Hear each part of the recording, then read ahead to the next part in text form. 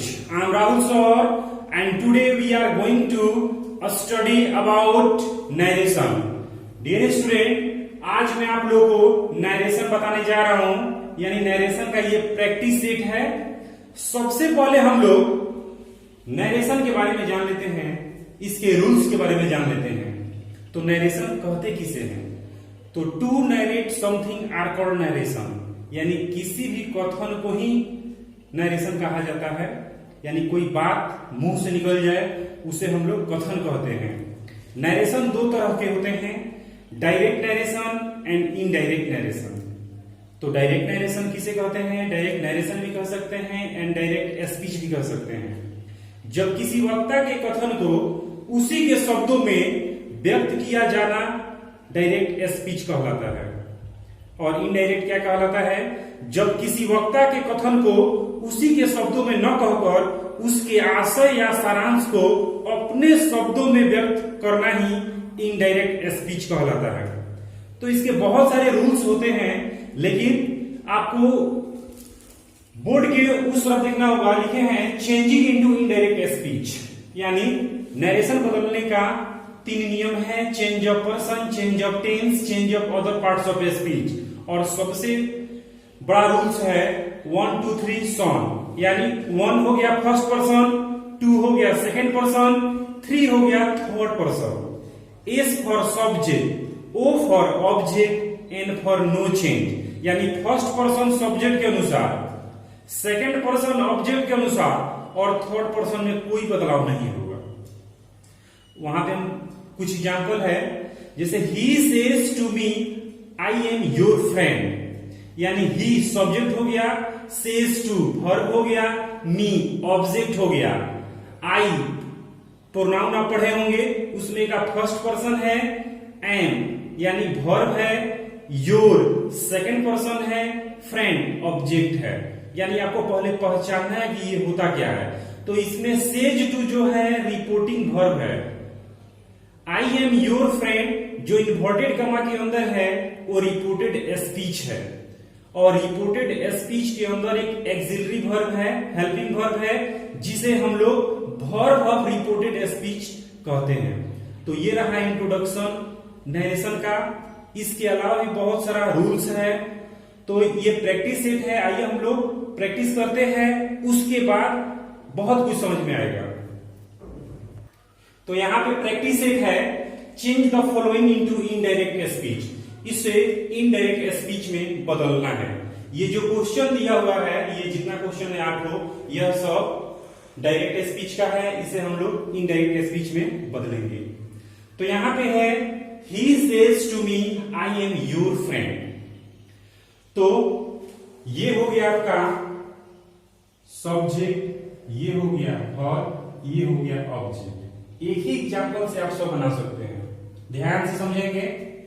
ये आई जो है फर्स्ट पर्सन है, ये योर जो है प्रोनाउन पढ़े होंगे, उसमें का सेकंड पर्सन है। तो बदलेगा कैसे? तो ही सेज टू मी, अगर तीनों दिया हुआ रहे सब्जेक्ट वर्ब ऑब्जेक्ट, तो सेज टू को हम टेल से बदलेंगे। तो ही लिख देंगे, सेज टू को हम टेल्स में बदलेंगे और मी को मी उतार देंगे। इन्वर्टेड कॉमा जब हटेगा तो हम लोग डैट का प्रयोग करेंगे। अब ध्यान दीजिएगा, यहाँ पे आई ये फर्स्ट पर्सन है। रूल्स में क्या पढ़े थे हम लोग? फर्स्ट पर्सन किसके अनुसार? सब्जेक्ट के अनुसार, यानी फर्स्ट पर्सन सब्जेक्ट। अब हमें इससे कोई मतलब नहीं है, इससे मतलब है। तो ही है तो हम यहाँ पे लिखेंगे ही। यहां पे देखिए ये सेज टू प्रेजेंट में है, प्रेजेंट में है तो हम लोग भी प्रेजेंट में ही जवाब देंगे। तो आई के साथ एम है तो ही के साथ भी होना चाहिए। ही के साथ क्या होता है? इज, एम आर में तो इज होगा, तो हम लोग इज लिखेंगे। इज क्यों लिखे हैं? क्योंकि अब प्रेजेंट इंडेफिनिट में ये रिपोर्टिंग वर्ब है। अगर पास्ट में होता तो ही के साथ वाज हो जाता। आगे देखेंगे, योर आपका सेकंड पर्सन है, यानी सेकंड पर्सन किसके अनुसार? सेकंड पर्सन ऑब्जेक्ट के अनुसार। तो हम लोग लाएंगे सेकंड पर्सन ऑब्जेक्ट के अनुसार। तो है मी, और मी का हो जाता है माई। माई क्यों होगा? क्योंकि योर जो है पोसेसिव एडजेक्टिव है, तो हम लोग भी पोसेसिव एडजेक्टिव में ही यानी मी का माई होगा। तो मी का हम लोग लिखेंगे माई, क्योंकि ये जानने के लिए आपको प्रोनाउन का टेबल याद करना पड़ेगा। तो सेकंड पर्सन ऑब्जेक्ट के अनुसार वो है, और मी का मी हम लोग नहीं लिखेंगे क्योंकि ऑलरेडी एक ऑब्जेक्ट दिया है फ्रेंड, इसलिए मी का माई होगा, माई फ्रेंड। ये पहला क्वेश्चन है। दूसरा भी सेम वैसे ही बनेगा, यानी Ram says to me I am your friend, तो लिखेंगे राम सेज टू को टेल्स में, मी का मी लिखेंगे, इन्वर्टेड का हटेगा तो डैड। फर्स्ट पर्सन किसके अनुसार? आई है, फर्स्ट पर्सन होता है सब्जेक्ट, राम है तो कोई राम होगा तो राम यहां नहीं लिखेंगे, डबल नाम कभी नहीं होता है, तो राम के जगह पे हम ही का प्रयोग करेंगे। यह सेज टू है, प्रेजेंट में है तो ही के साथ हम इज का प्रयोग करेंगे, क्योंकि आई के साथ एम है तो ही के साथ इज होगा। योर आपका सेकंड पर्सन है, तो सेकंड पर्सन किसके अनुसार बदलेगा? ऑब्जेक्ट के अनुसार। ऑब्जेक्ट क्या है? मी। मी का क्या होगा? माई, माई फ्रेंड। अगर फ्रेंड नहीं रहता है इधर तो मी का हम लोग मी लिखते। 3 नंबर है सी सेड टू मी। यहां थोड़ा सा समझना है, सब्जेक्ट है, वर्ब है, ऑब्जेक्ट है, तो सेड टू पास्ट है, तो बदलेंगे हम लोग भी सेड टू को टोल्ड में, सी टोल्ड मी। इन्वर्टेड का मानेगा तो डैड। आई क्या है? फर्स्ट पर्सन, किसके अनुसार बदलेगा? सी के साथ, तो सी का हम लोग सी लिखेंगे। आई के साथ एम, तो सी के साथ इज नहीं होगा, क्योंकि ये सेड टू पास्ट में है, तो हम भी पास्ट में जवाब देंगे। यानी यहाँ कुछ रूल्स होता है चेंज ऑफ टेंस में, कि अगर आपका रिपोर्टेड स्पीच जो है इज एम आर है, तो पास्ट जब होगा तो वाज वगैरह बदल जाएगा। तो आई के साथ एम, तो सी के साथ वाज की वर्ब, तो वाज होता है, सी के साथ वाज यूज होता है। टू हेल्प का हेल्प लिखेंगे। अब देखिए यू आपका सेकंड पर्सन है, किसके अनुसार बदलेगा? सेकंड पर्सन ऑब्जेक्ट के अनुसार। ऑब्जेक्ट क्या है? सब्जेक्ट वर्ब मी, तो मी का यहाँ पे माई नहीं होगा, इसलिए यहाँ पे केस बदल गया है, मी का हम लोग मी लिख देंगे ऑब्जेक्ट के रूप में। ये कंप्लीट हो गया। 4 नंबर में है they said to me we were your friends. यहां सब्जेक्ट वर्ब ऑब्जेक्ट, और सेड टू है तो टोल्ड में बदल देंगे, दे टोल्ड मी।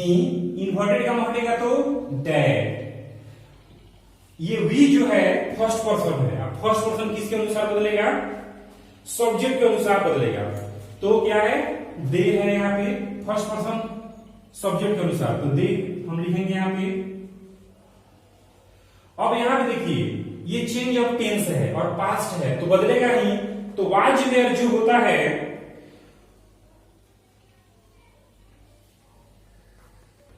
4 नंबर है they said to me we were your friends. यहां पे देखिए सब्जेक्ट है, वर्ब है, ऑब्जेक्ट है, तो यहां पे सेड टू को टोल्ड में बदल देंगे, लिखेंगे दे टोल्ड मी। इन्वर्टेड का बनेगा तो डैड का प्रयोग होगा। ये वी जो है फर्स्ट पर्सन है, फर्स्ट पर्सन किसके अनुसार? सब्जेक्ट के अनुसार, तो यहां पे दे है, दे का यूज करेंगे। ये देखिए वर है, वी के साथ वर है, तो नियम होता है, कुछ रूल्स है इसमें चेंज ऑफ टेंस में, कि यदि रिपोर्टेड स्पीच वाज वेयर का हो तो हम लोग हैड बीन का प्रयोग करेंगे, हैड बीन। यहां पास्ट में है तो बदलेगा ही, टेंस बदल जाएगा, तो दे के साथ वाज वेयर के बदले हैड बीन का प्रयोग करेंगे, हैड बीन। उसके बाद योर सेकंड पर्सन किसके अनुसार? ऑब्जेक्ट के अनुसार, तो मी है तो मी का हो जाएगा यहाँ पे, मी का माई होगा, मी का कभी मी नहीं हो सकता, ऑलरेडी यहां ऑब्जेक्ट दिया हुआ है, तो मी का माई और फ्रेंड्स लिख देंगे। कुछ रूल्स है, उस रूल्स को फॉलो करेंगे तब जाकर कुछ आसान होगा। 5 नंबर है he said the earth is round. ये 5 नंबर जो है यूनिवर्सल ट्रूथ है, अटल सत्य। और यूनिवर्सल ट्रूथ जो होता है उसमें कोई बदलाव नहीं करेंगे। यानी ही सेड सब्जेक्ट है, वर्ब है, तो हम यही लिख देंगे ही सेड, नहीं बदलेगा। ये टोल्ड में इन्वर्टेड का हटेगा तो डेड, और सेम लिख देंगे द अर्थ इज राउंड, क्योंकि ये यूनिवर्सल ट्रूथ है।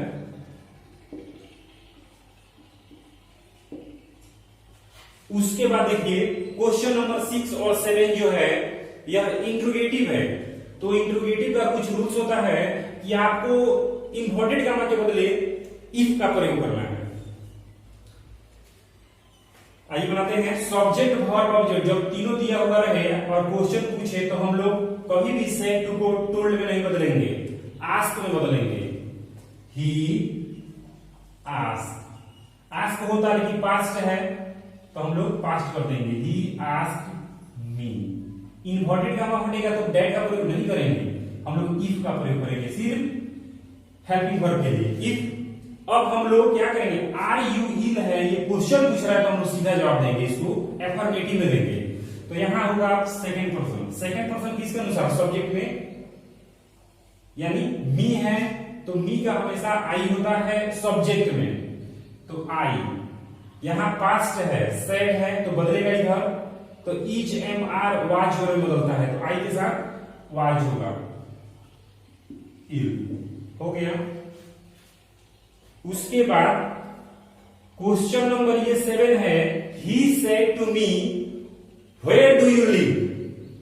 तो ये जो है ना WH फैमिली से है, तो उसके लिए हम लोग इफ का प्रयोग नहीं करेंगे। इन्वर्टेड कॉमा के लिए WH का ही प्रयोग करेंगे जो दिया हुआ होगा। चलिए हम लोग बनाते हैं सब्जेक्ट वर्ब ऑब्जेक्ट, जब तीनों दिया हुआ रहे तो हम लोग सेड टू को, यहां क्वेश्चन पूछ रहा है तो आस्क में बदल देंगे, आस्क मी। अब यहाँ पे इन्वर्टेड कॉमा के बदले हम लोग, क्योंकि ये WH है तो WH ही लिखेंगे इन्वर्टेड कॉमा के बदले, कोई भी हो, फेयर। अब देखना है कि ये टेंस कौन सा है, तो डू और डज किसमें लगता है, तो प्रेजेंट इंडेफिनिट के WH क्वेश्चन है तो जवाब देंगे पास्ट इंडेफिनिट में, पास्ट इंडेफिनिट में। तो यहाँ पे ये क्या है, यू सेकंड पर्सन ऑब्जेक्ट के अनुसार, ऑब्जेक्ट क्या है आपका मी, और मी का क्या होगा आई, ये हो गया। यानी सब्जेक्ट वर्ब ऑब्जेक्ट, यानी सब्जेक्ट V2 ऑब्जेक्ट होता है पास्ट इंडेफिनिट का, उसी में जवाब देंगे। सब्जेक्ट हो गया, और V2 क्या है, लिव का वर्ब क्या हो जाएगा, लिव्ड। ऑब्जेक्ट को नहीं है तो नहीं लेंगे, फुल स्टॉप हो गया। उसके बाद ये जो 8 नंबर क्वेश्चन है, ये इंपेरेटिव सेंटेंस है, सॉरी ऑप्टेटिव सेंटेंस है। यानी he said to me may you live long, यानी ऐसा किसी को आशीर्वाद दिया जाता है। यानी तो बनाएंगे सब्जेक्ट वर्ब ऑब्जेक्ट, यहां दिया हुआ है तो हम लोग क्या करेंगे, ब्लेस, यानी आशीर्वाद का वहां पे व्यक्त हो रहा है बात, मे यू लिव लॉन्ग, अधिक दिन तक जियो, तो हम लोग लिखेंगे ही ब्लेस, यानी किसी को आशीर्वाद दिया जा रहा है, ब्लेस मी। अब यहां पे देखिए इन्वर्टेड कॉमा है, इसको हटाएंगे तो डेट का प्रयोग करेंगे, यहां पे डेट का प्रयोग होगा, रूल्स में है। उसके बाद देखिए यहां पे सेकंड पर्सन क्या है, यू। सेकंड पर्सन किसके अनुसार बदलेगा, ऑब्जेक्ट के अनुसार, यानी सब्जेक्ट वर्ब ऑब्जेक्ट, मी हो गया यहां पे, और मी का क्या होता है आई, और मे का हो जाएगा माइट। क्यों, क्योंकि यहाँ पे सेड टू है, यानी पास्ट में है तो टेंस बदलेगा, तो आई के बाद हो जाएगा माइट, मे का माइट। उसके बाद लिव लॉन्ग हम लोग लिख देंगे, लिव लॉन्ग। तो ये रहा नरेशन का प्रैक्टिस सेट। आई होप कि आपको समझ में आ गया होगा। आगे स्टडी के लिए आपको कुछ रूल्स को पढ़ना होगा, सेल्फ स्टडी करना होगा, जिससे आपको टोटल नरेशन समझ में आ सके। ये बिहार बोर्ड या कोई भी कॉम्पिटिटिव एग्जाम के लिए हेल्पफुल है। So my dear student, thank you, have a nice day.